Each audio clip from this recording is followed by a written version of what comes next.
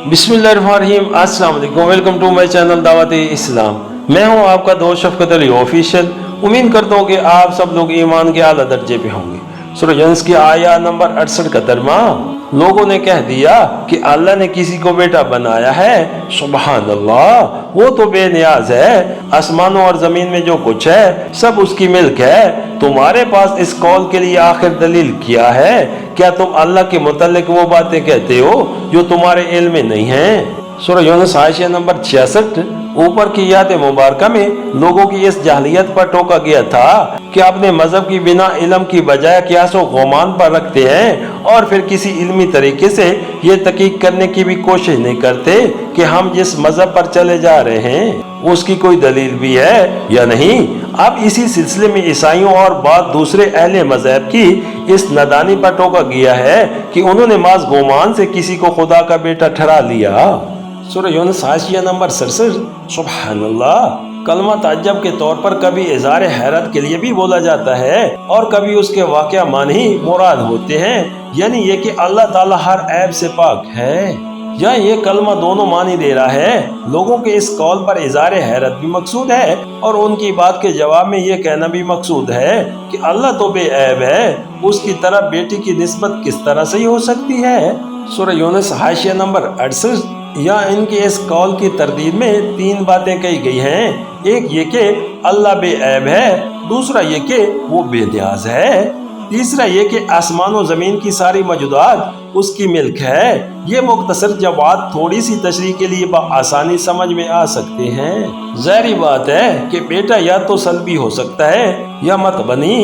अगर ये लोग किसी को खुदा का बेटा सल्बी मानों में करार देते हैं तो उसके मानी ये है कि खुदा को उस हैवान पर क्यास करते हैं जो शख्सी हसीयत से फानी होता है और जिसके वजूद का तसलसल बगैर उसके कायम नहीं रह सकता, कि उसकी कोई जिन्स हो और उस जिन्स से कोई उसका जोड़ा हो और इन दोनों के सल्फी तल्लक से उसकी औलाद हो जिसके जरिए से उसका नोही वजूद और उसका काम बाकी रहे।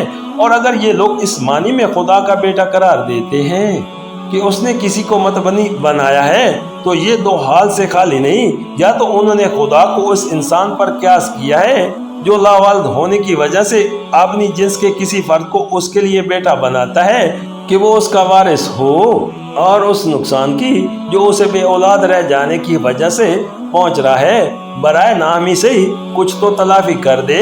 या फिर उनका गुमान ये है कि खुदा भी इंसान की तरह जज्बाती मैलानात रखता है और अपने बेशुमार बंदों में से किसी एक के साथ उसको कुछ ऐसी मोहब्बत हो गई है कि उसने उसे बेटा बना लिया है। इन तीनों सूरतों में से जो सूरत भी हो, बहरहाल इस अकीदे की बुनियादी तस्वरात में खुदा पर बहुत से अयूब, बहुत सी कमजोरियों, बहुत से नक़ाइस और बहुत सी अतियाजियों की तोहमत लगाई गई है। इसी बिना पर पहले फिक्र में फरमाया गया कि अल्लाह ताला इन तमाम अयूब, नक़ाइस और कमजोरियों से पाक है जो तुम उसकी तरफ मंसूब कर रहे हो। दूसरे फिक्र में इरशाद हुआ कि वो इन हाजतों से भी बेनियाज है जिनकी वजह से फानी इंसानों को औलाद की या बेटा बनाने की ज़रूरियात पेश आती हैं। और तीसरे फिक्रे में साफ कह दिया गया कि ज़मीन और आसमान में सब अल्लाह के बंदे और उसकी ममलूक है। उनमें से किसी के साथ भी अल्लाह का ऐसा कोई मखसूस ज़ाती तल्लुक़ नहीं है कि सब को छोड़कर उसे वो अपना बेटा या इकलौता या वली अहद करार दे ले। सफात की बिना पर बेशक अल्लाह बाज बंदों को बाज की बात निस्बत ज्यादा महबूब रखता है, मगर उस मोहब्बत के ये मानी नहीं है कि किसी बंदे को बंदगी के मकाम से उठाकर खुदाई में शरकत का मकाम दे दिया जाए। ज्यादा से ज्यादा उस मोहब्बत का तकाजा बस वो है जो उससे पहले की एक आयत में बयान कर दिया गया है। जो ईमान लाए और जिन्होंने तकवा का रवैया इख्तियार किया उनके लिए किसी खौफ और रंज का मौका नहीं, दुनिया और आखिरत दोनों में उनके लिए बशारत ही बशारत है।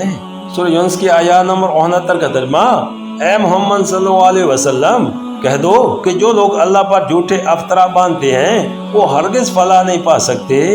सूरह यूनुस की आयत नंबर 70 का तर्जुमा, दुनिया की चंद रोज़ा जिंदगी में मजे कर लें फिर हमारी तरफ उनको पलटना है, फिर हम उस कुफर के बदले में जिसका वो इर्तिकाब करते रहे उनको सख्त अजाब का मजा चखाएंगे।